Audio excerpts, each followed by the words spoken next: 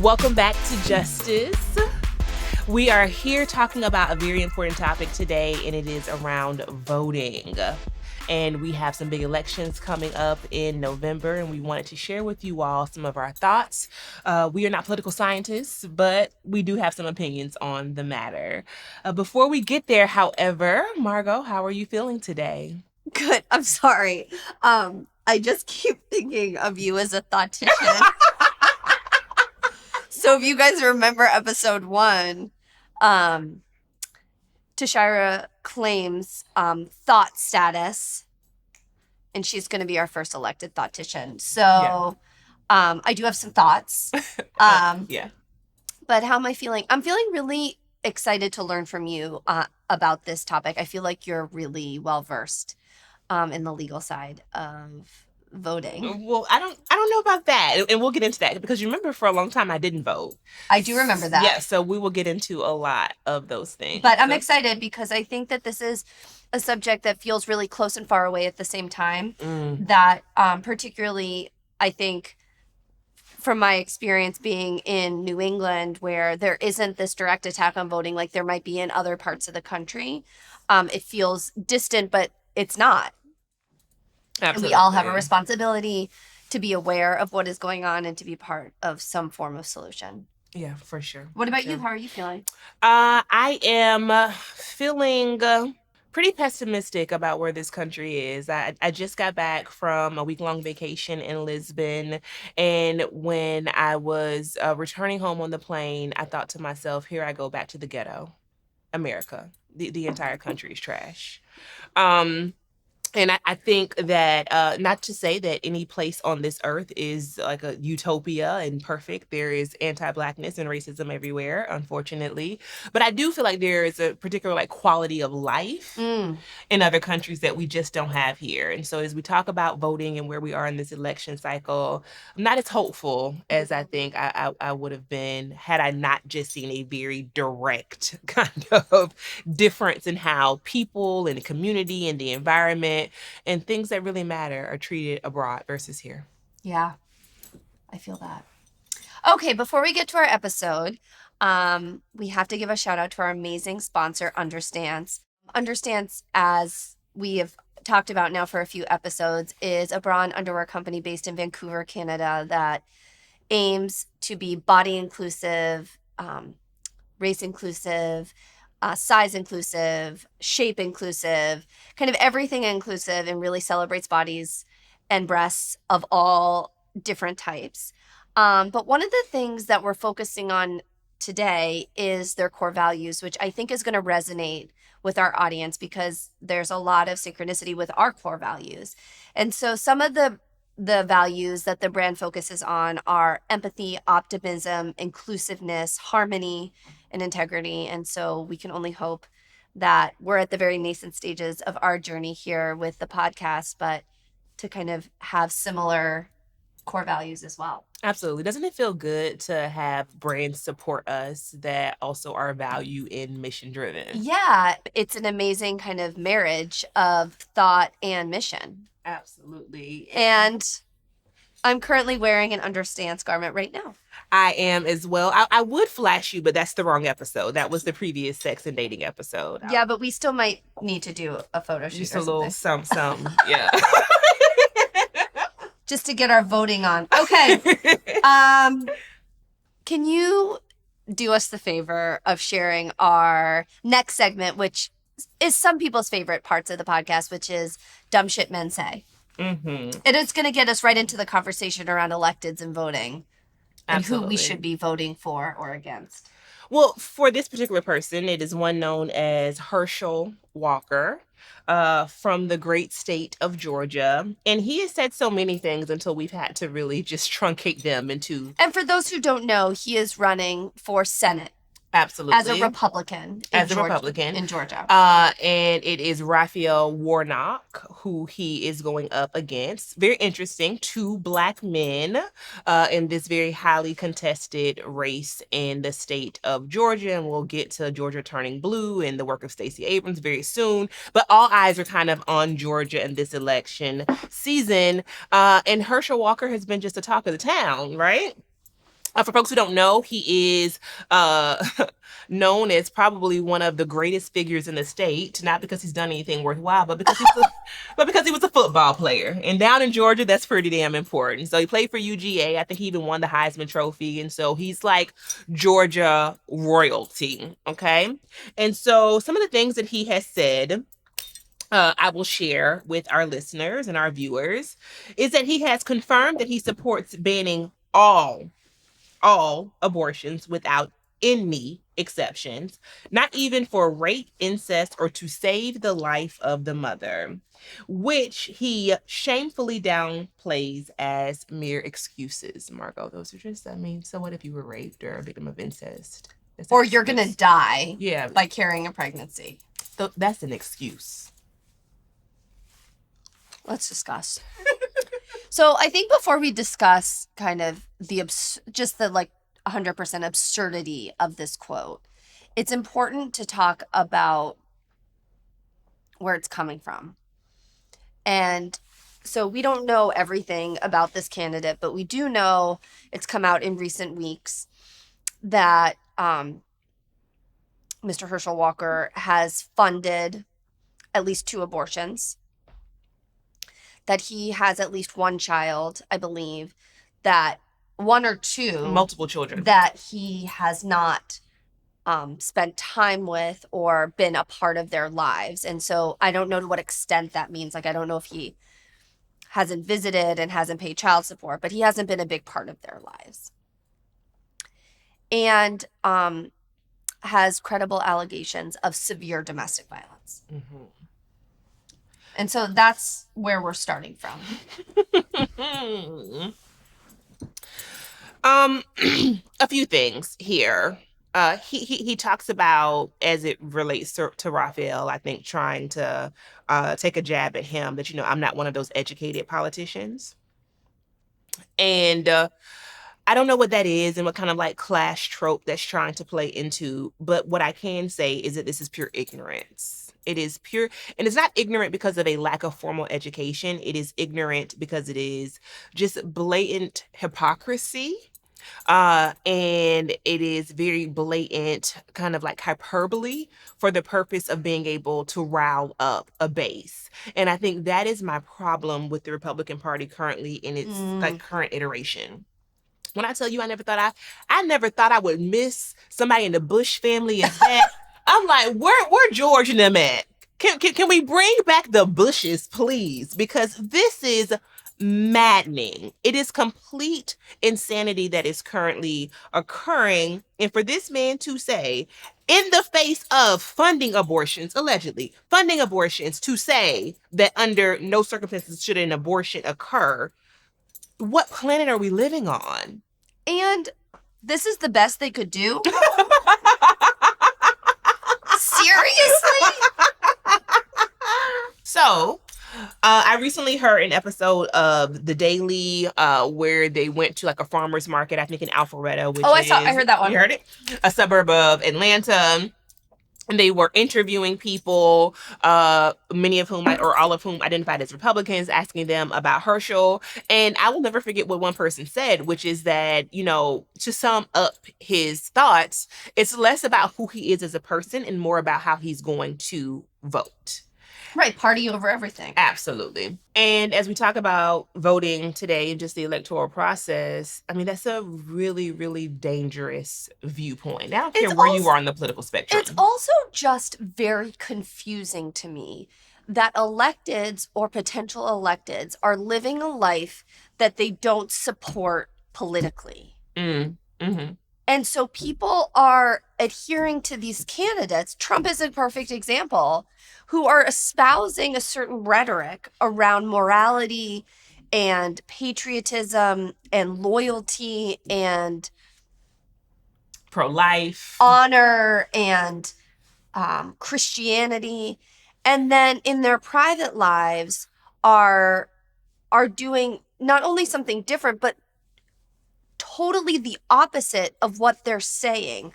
And so I have no problem with what anyone does in their private lives. And I also respect people's private lives are their private lives if they don't want to share them. But electeds are a different category. Absolutely. And if you are espousing a rhetoric that has such an impact, and I would argue a detrimental impact on the entire population, restricting people's access to healthcare and well-being and economic prosperity, and you're espousing that as the right thing to do, and then on the side you're living a different life. I'm speechless. I mean, it And goes. I don't know. Often get speechless. Well, because it's egregious. So the last thing I'll say about it is that it goes back to our previous conversation about power and accountability. Because I don't know how many women have been allowed to be in this position, number one. Mm. But number two, I do think there is a turning of like there's this blind eye that is almost assumed when men are either seeking or in powerful and influential positions, because it is a lack of accountability and expectation around their behavior. And so I think it is in alignment with some of the things that we've already discussed in a previous episode. Yeah, I'm horrified and deeply remorseful for his victims Yeah. that have to see this man kind of running on a platform that flies in the face of their lived experiences, but also how he treated them. Yeah, absolutely. And to be in many ways seemingly rewarded. Yeah.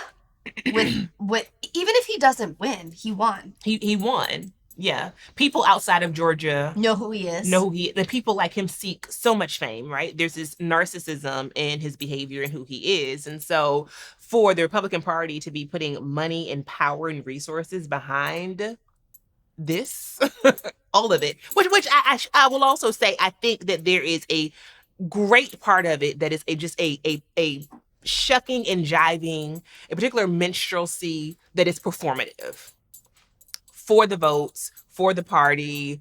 He's being handed talking points. I don't know him, but it feels to me very performative in a way that is beyond the traditional politician. But also very dangerous. Oh, yeah, for right? sure. Like, I mean, the rhetoric is one thing, but the blatant lying, Yeah. like that he was part of law enforcement. He wasn't part of law. Did he say? I didn't Yeah. even know he said, Lord, this man, he's sick. He also has a narrative around mental well-being that I find very dangerous. Apparently, he has been open about some mental health diagnoses in the past.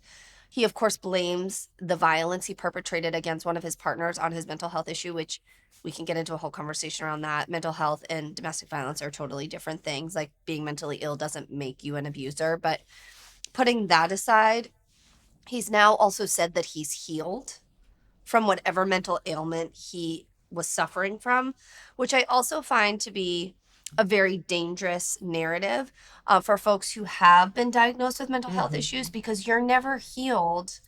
You are working on your healing. If you struggle with anxiety or depression or bipolar, I mean, I'm not a medical doctor, but my understanding is you struggle with that or live with those diagnoses for your life. Exactly. They don't just like go away. Magically go away. So then we go back to him having this platform and how dangerous it is. Right. So right? he's now, talking about how immoral abortion is and immoral like access to healthcare is, and oh, you can cure yourself from mental health issues. It's just all dangerous. Yeah, very much so, because there are people among us who are going to listen and believe what he is saying, which is where we are, I think, with the Republican Party and this consistent dog whistling to rile up a base, to rile up their base. I also think it's not unexpected, but deeply problematic that they choose a Black man. Oh, absolutely. And not only problematic, but it is clearly intentional. Intentional for given Georgia. Who his opponent is. Right, a Black minister. Exactly. And so, he is playing into like this good old boy narrative, and all of a sudden Raphael Warnock is a like very astute, like polished and right, like part of shined. the swamp. Yeah, exactly. Like right, this. just like a lackey for Biden. What are you even talking about? Yeah. Anyway, vote. And here we go into this episode around voting. So he said some pretty dumb shit. A lot of people have been saying some pretty dumb shit. Period. A lot of things around voting have been really dumb. And let's talk about it, because why is it happening? Yeah. And what's happening? Because I don't know if everyone knows. The attacks on voting, I don't think they have not existed, right? I mean, that is the history of these here United States of America. I think they said something in like the people, the white men who sat around the table at the time of the Declaration of Independence, many of them could not have voted. And so this country has a very perilous and fraught relationship with the electoral process. I think all the way down to this two-party system that we have in this country, which is ridiculous, right? And so it is therefore, as well as the history of the decimation of native populations and chattel slavery in this country, it is not to be surprised that there are segments of our population who we have systematically worked very hard to allow not to vote, including women, of course. And we are still dealing with the vestiges of that today. And I give that history because I think it is important not to see today as an abstraction, right? We find the same liberation struggle that we were fighting for many centuries in this country. And so what we have seen, Margo, as you know, if we look at it from a public policy and a legislative lens, is an attack most specifically on the Voting Rights Act. And around 2013, the Supreme Court decided, you know what, we don't need Section 5 no more. Let's go ahead and get rid of that. Well, that was one of the most arguably important parts of the legislation because it held states who had very egregious infractions against voting accountable to the Justice Department for any changes that they wanted to make that would impact voting. They had to get approval from the Justice Department, and they were on kind of like this performance review, for lack of a better word, right? Because of their actions in the past. Supreme Court decided, nope, unconstitutional, got rid of it.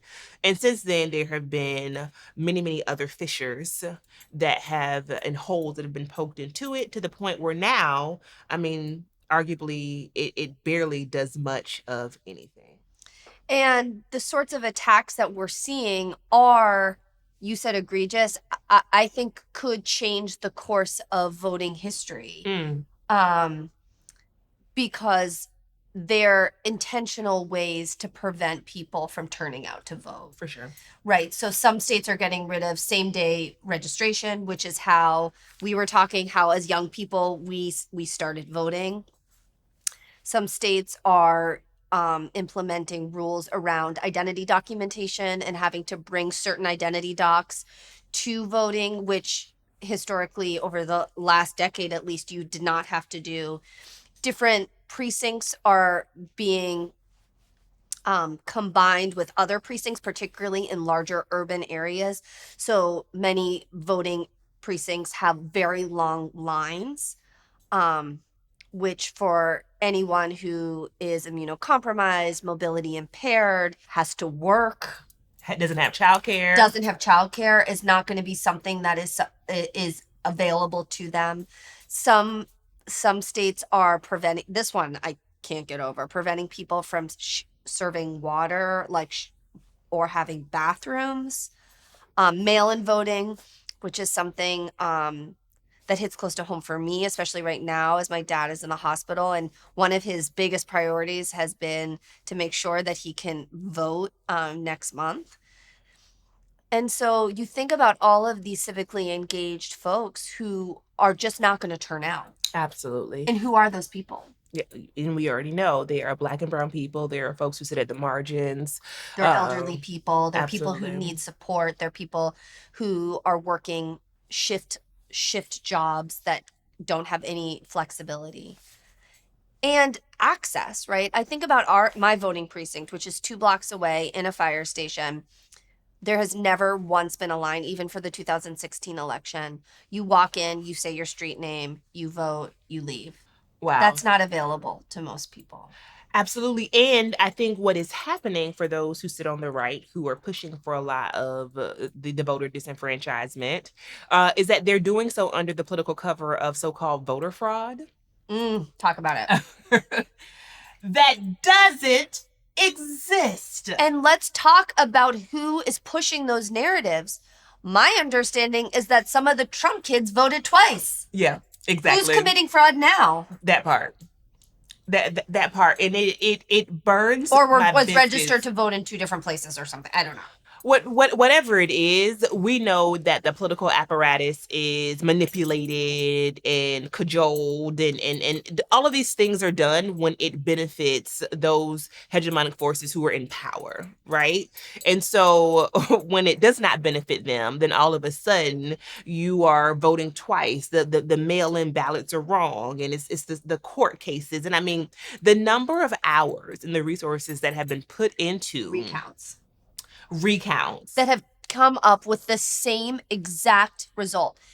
And talking about fraud, our former president called, I believe, the Secretary of State in Georgia, whoever was in charge of counting votes, and asked him to find like 11,000 votes. Yeah, he said, can you just find me? Go ahead and find me 11,000. What does that? What but is somehow this? That party and that person is the face of ridding our system of this albatross of voter fraud. It's like Herschel Walker and the abortion debate, but apply it to voting. It makes no sense. You're committing the thing. You're committing the thing that you're telling people to be worried of and that they can't trust because it's happening because you're committing the thing. Well, that's how they know that the thing is being done, because they doing it. These people are unwell, dog. And it would be a fucking SNL skit if it wasn't real life. But it is. And so, like, I think about your grandparents. Absolutely. They can't wait in line to vote. No. And they do mail-in ballots. Right. So you get rid of mail-in ballots, they're not going to vote. And they're in Florida. And so let's talk about transitioning a lot of these decisions in power to states, right? Because... Well, that's also what's happening, right? So kind of the Voting Rights Act transition, because Section 5 was deemed unconstitutional by the Supreme Court. A lot of the decisions around access to voting and how we vote is going to go back to the state. So you're in a blue state, there's probably going to be very few changes, if any, right? Because there's going to be actually probably added protections because of what's happening. You're in a red state or a purple state, and there's going to be a movement to limiting access, either to mail-in ballots, to same-day registration, to bathroom, whatever, right? And so what does that mean? That means a lot of people who sit at the margins, marginalized folks, are either not going to vote or be prevented from voting. Yeah. So what's happening is pushing back these very, very important decisions and policies to states is a dangerous line, right? And we know that the Republican Party is one that stands for, little government. And it's not surprising that that's where we are right now, given their power and just this albatross that is their party, and the vestiges of also the Trump administration. And so, as we look at Roe versus Wade, as we look at these attacks on Section 5 of the Voting Rights Act, what that means is that states are steadily gaining more power in their decision-making over people's everyday lives. Now, arguably, as two reformed attorneys, constitutionally, in theory, that should not be problematic, right? You live in a state, you should be able to vote for your elected, those and people. Your state should theoretically be protecting your rights. But we have a long history of states actually doing the opposite. And I often say that for people who are in a very precarious situation socioeconomically or for other reasons, just who have been poor and oppressed for generations, I do not trust a state to protect my rights. Can we talk about chattel slavery? I do not. And so I need to be ensured that the federal government is going to be able to stand in intercession and to ensure that my rights are being upheld. Yeah. I could not say that any differently or better than what you just said. I think it is it also, like, kind of zooming out, right? The right to vote is a fundamental right offered to us by our Constitution. We think of the right to vote, at least I think of the right to vote in this state like I don't know, like the right of birthright citizenship. Yeah. Right? It's just fundamental to my perception of what it means to be an American. And so the idea that it's not something that's ensured by the federal government begs the question of what other rights that we think of as fundamental that are no longer fundamental. Or never truly were. Or never were. Like it was just I don't know, maybe it was just I was misinterpreting or placing too much safety on something that didn't exist. Yeah, I think so, right? Because we don't have a right to other fundamentals. Like we have no right to healthcare. We have no right to housing. We have no right to clean water. We have no right to healthy food or transportation or, right? So there are these other things that other countries do assure. Absolutely. That we don't as a country. No, and I think it makes us sound good on paper. But the truth is that, U.S. imperialism goes around the globe to conquer under this idea of spreading freedom and democracy. Yet in this country, we have what should be a universal right as far as voting is concerned, and the cornerstone of this country, it can be so easily eroded. Right. And I think there's something there that... So when we met, you didn't vote. Yes, I did not. And why didn't you? I didn't because, and I still do not, believe in a two-party system. And this is pre-Trump, right? Yes. Also pre-libertarian, pre-Tea Party, which are all things that preceded Trump. Like, I think it was... I'm trying to remember. I think it was 2012. Yeah, it was around 2012, right? When we were... both living in DC, and we were in discussion around voting for Obama. No, so Obama's first election was 2008, right? Right. Okay, so it was 2008. By 2012, I did vote. Oh, okay. Yeah. Okay. So it was it was before me. It was pre-Margo. PM. Or BM. Which is actually a period of my life that I don't even want to think about, because where was I before you, friend? Where was I before you? I know. So I wasn't. I don't want to think about that. I wasn't voting because I was coming into my social political awareness, also very much in my Hotep phase, and I felt, and I still feel this way, that I could not trust a system, a two-party system. I felt that electoral politics, especially on the national level in this country, were all a fraud. And very shameful in the way that the system was being manipulated and used against certain groups of people. And also, I think as it relates to national politics, sometimes it's very difficult to see how your vote matters. Yeah. And I think that's what's actually brought me back around to voting, is that I understand, and this is not my idea solely. This comes from a book called Black Power by Kwame Ture, Stokely Carmichael formerly, where he talks about the importance of local... You're so smart. Local and state elections. And many of the Black Panthers began to run for office locally. Okay, can I tell you that this is going to be like a much less eloquent way of describing what you just said. Okay. But you know how distraught I was in 2016. Yes, I know. I remember. Right? And the one catharsis that I had was throwing myself into local politics. Yeah. And it changed my perspective on elected office. Not in a everyone needs to get involved, everyone needs to run, everything is great on the local level. Actually, not that. But just that individuals can impact the trajectory of an election, and that if you don't get people behind great candidates, supporting them, however you can support them, right?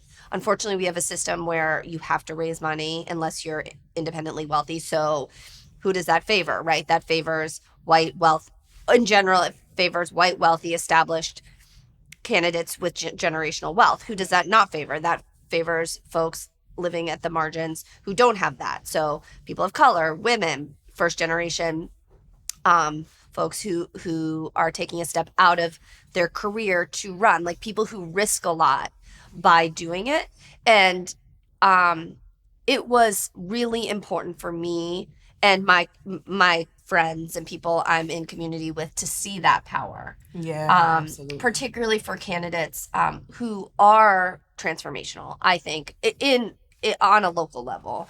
Um, That was so inspiring. It has been and continues to be very inspiring for me to watch by oh, you, thank you. because I don't think I would have understood um my power outside of voting in that way. Right. So my parents had always been and continue to be very skeptical of any political system, and for good reason. For lots of different lived experiences that they've had. And so I came from a place of skepticism myself. And like, I remember in 2008 with Obama in 2012, and, he was running like donate $5, donate $10, like any small amount of money matters. And I was like, really, what is my $25 going to do? And then he showed us that when we all donate $25, you can elect a president. Yeah, absolutely. And so, there's a level of that with local politics too, particularly I imagine in some of these scarier places to run. Yeah, and I think it's also a great example of ways to leverage your privilege. I Yeah. mean, I've been at your house where you've had fundraisers and speaking engagements, and you've done all these things for candidates that I think that you have demonstrated this supreme level of allyship for Thank community you. for. And I know I appreciate that, because I think there are rooms that if I was to become the next statistician, Which you will. there are rooms that I would have to work really hard to kick down, and doors that I would have to work really hard to open, if I would even be able to open, right? I often say my problem and my lived experience has been I didn't even know I was supposed to do the thing. Not that I didn't do it, I didn't know I was supposed to. So it's interesting. Like I knew I was supposed to and never felt comfortable Mm. or welcome, Yeah, but it's different because yeah. I knew I was supposed to do the thing. Yeah, I didn't know what the thing was, hmm right? And so to have someone like you in Oh. community is important. So I just, and it's not Thank about you. you personally. I receive it. I think the scary thing, though, is that without a lot of us leveraging their privilege, right? Like the one-off fundraiser for an elected in a different town is going to have minimal impact. Yeah. So we know, according to the ACLU, that there have been over 400 anti-voter measures introduced in states over the last number of years. And so there's clearly a movement towards restricting access to this thing that's not a right. But we need to start framing it as such so people really understand that if they want to vote, and they should vote. Yeah. Without judgment. I mean, I don't like telling people they should do something, but if we don't, we risk losing it. Yeah. I mean, we risk losing it even more, because again, we go Right, back we to were the risking, right. argument of, how strong the right was for women, for people of color, et cetera, for immigrants, et cetera, in this country. But I think for a lot of people, where they have found hope is in the work of Stacey Abrams in Georgia, and her work and her organization, and many organizers on the ground, but under her leadership, of turning Georgia blue. What do you think that means for us in the midterms? So I think it's risky. So I'm a big Stacey Abrams supporter from afar. I mean, I've seen her speak in person once and was blown away. It was when she was running for governor for the first time. She had a stop in Boston, and I was invited to an event with a friend, and I was blown away. I think the work she's done on the ground is incredible. I think we as a society want to attach success to one way of doing things. And so how she's maneuvered and engaged people in Georgia is incredible. The population in Georgia is not the same as the population in Montana, is not the same as the population in North Dakota. And so when we apply one way of engaging voters, I think it's not universally applicable. I think there's also this thing, and I'd be interested to hear what you think, is what if Stacey Abrams loses? Which Well, she's only won once. Right, but she's running, right, against Kemp for a second time, utilizing this base that she and her grassroots organizers have built. What if she loses? Then do we say all the work she's done is for naught? And so that's my issue with kind of attaching ourselves to the Georgia playbook, right? I think it's incredible. I think she's shown that getting people to vote, like anything, is meeting them where they are, right? I mean, we know that services only attach when people feel comfortable, when they feel heard, when they feel as though it's accessible and culturally competent. And so, yeah, I think she's done amazing work. I also think she's really smart. I also think that she suffers from being a woman. So many thoughts. And people are not going to vote for her because of that. So being a Black woman. Yeah, so many thoughts. Number one, I think, to be fair, she takes umbrage with this idea that, Georgia turned blue, not to say by happenstance, because that's not at all your argument. No. But there are some who would say there were other mitigating factors that allowed for that to happen that had nothing to do with her. So that the causation is weak, right? She takes issue with that, number one. And she also feels very strongly that this plan can be replicated objectively around the country. So just want to put a pin in that is her and her kind of neophytes. That is their perspective. With that said, I believe everything that you just said is absolutely true. And I also think, to the point about her being a woman, we have to call into account what it means for her to be a fat, Black, dark-skinned woman with natural hair. Single. No kids. Single with no kids, right? So we're playing up against fat phobia. We're playing up against respectability politics by the way that she presents and wears her hair. We're playing up against colorism. And I often think of that as it relates to she versus Kamala. And we're playing up against misogynoir. And so when you say, what if she doesn't win for the second time? These things alone, forget about who has been mobilized to vote. These isms alone make it incredibly difficult for a person like her to be successful politically in this country. It's fucked up, but it is what it fucking is. And she doesn't have a long history of winning, right? She hasn't held a lot of elected seats. And so what I would love to see, in my opinion, is completely immaterial. I am Tashira Hellier of TashiraHellier.com, of Politics and Fashion LLC. CEO, Politics and Fashion. That's true. CEO, MargoLindauer.com. Period, right? So we speak for ourselves. However, JusticePodcast.com. Yeah, that's our co-CEOs. Yeah, we got like 2.5 things between us, which makes us pretty important. And so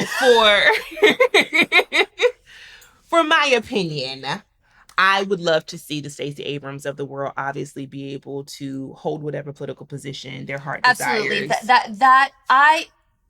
Absolutely. And it also we can't, it's like this post-racial society that doesn't exist. It's like, since Obama won, we're like now in a post-racial world. That argument obviously is untrue, and yet so many people attach to it. Yeah. And so we need 5,000 Stacey Abrams to run for governor. Absolutely. Well, what I was going to say was I would obviously love a world where she wasn't up against things that a Brian Kemp is not up against. But while she's up against those things, what I would love to see more of is for us to create the future Stacey Abrams. And I'm not saying that work isn't being done, but what I am saying is that she has an acute ability that so many other people on the left do not have. And I don't think that her power, her brilliance is being used in the right way. And that's what I mean by, like, our movement is failing. And how would you want to see her being better utilized? I think she's a kingmaker. Yeah, so I agree with you. And why isn't I would say the generation ahead of us, right? The 50 and 60 year, like the big age. Yeah. Female politicians, why aren't they putting their support behind the new big age? Exactly. Well, because I think there is for some, there is this fear of being threatened. I mean, we've talked a lot about the AOCs and the Pelosi's, right? Not to be on anyone's side. I think there's a lot of nuance there. But I think that on one hand, generationally, there is a serious fear of change. Mm-hmm. You know, there, For sure. yeah, And how things have been done. exactly. And to But you have, don't see, well, I don't know. I can't say that. what? I was just gonna see. I was just gonna say, like, from my like very distant perspective, you don't see the Pelosi's and the Kamalas um centering other people's voices very much. That's very true. That is very, very true. Although you do see it with some electeds, I guess, but I am not hopeful. I started the episode by saying I just feel very pessimistic, you know, and I hope that as November approaches that will change. I have a very, very good friend, a mentor, like my uncle who is running for a position in DC that we call ANC, so like the neighborhood council. It's like you didn't tell me that.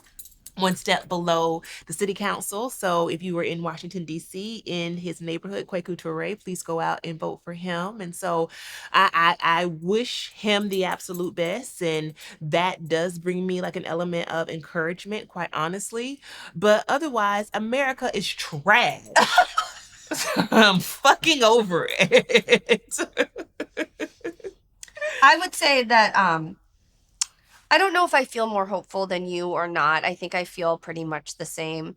I have attached myself this round to an incredible candidate in Massachusetts, Andrea Campbell, who's running for Attorney General, and have been very involved in her campaign.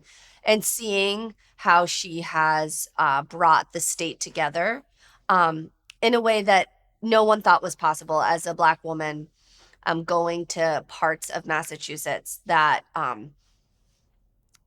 maybe have never seen a Black elected. Wow.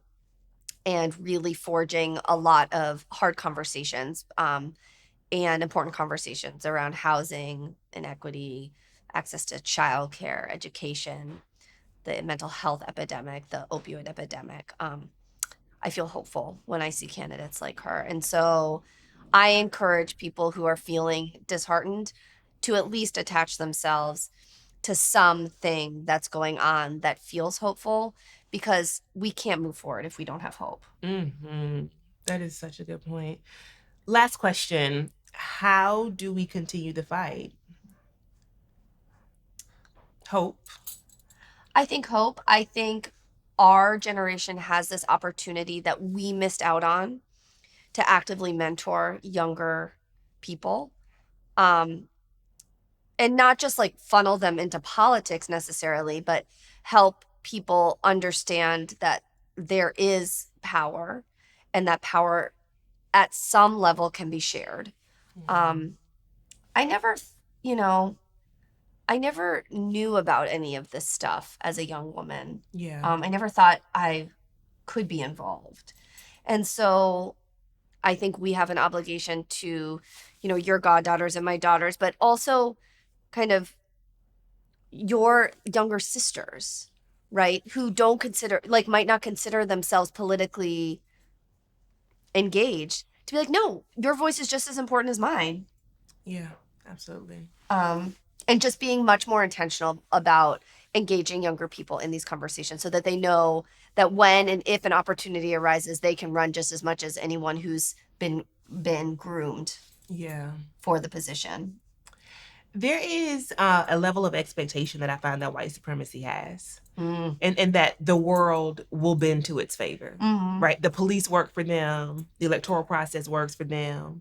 It's this idea that every institution in this world, in this country especially, is created to uphold it, to shepherd it, to perpetuate it.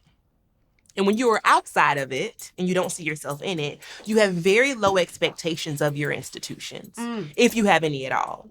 And so that is why oftentimes I find that certain communities are completely disengaged, because we don't have the blueprint and we don't have the expectation. And so I think one of the ways that we mobilize is to begin to expect something from this fucking country that we built. in every single way. That is from our school board, that is from our Parks and Rec department, right? That is from our local electeds. That is, of course, Trash pickup. the trash pickup, the you know, whatever the local services are around childcare and free lunch and all of these things. What has been taken from us or not possibly even afforded us is this idea that we have the right to the fucking expectation that these institutions that we are tax-paying citizens for show up in our favor. And I think until we start there, mobilization is going to be pretty difficult, because why am I voting? My neighborhood is still going to be trash. The street lights still don't work. The basketball court don't have no nets. Schools are still failing, right? The corner stores don't have any healthy food. Why would I vote? Right. Why would I fucking vote? And I think it's holding electeds to task once they are in office, that it's not just a performative thing. It's not just for Instagram or social or whatever. That no, their responsibility is getting the trash trucks, the buses on time, right? The lights on, police to respond. Absolutely. So it's both and. It's both and. Yeah. Okay, friend. Okay. What will you do for yourself today? I'm starting a new book today. Ooh. So have you watched this show called 9 Perfect Strangers? No, I haven't. Okay. All I'm going to say is watch it. Perfect Strangers. I think that's what it's called. Okay. I'm reading it now. All right. Sounds good. What are you going to do for yourself today? Hopefully, not today, but tomorrow, hopefully get my back blowed out. I'm looking forward to some great sex.